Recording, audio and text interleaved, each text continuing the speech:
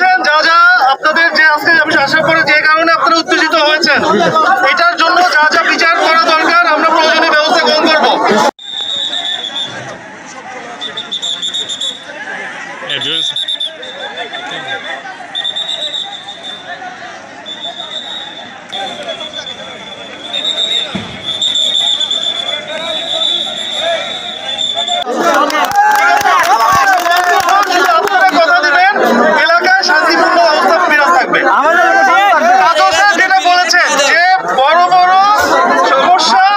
বৈঠকের মাধ্যমে সমাধান হয়, তাই না?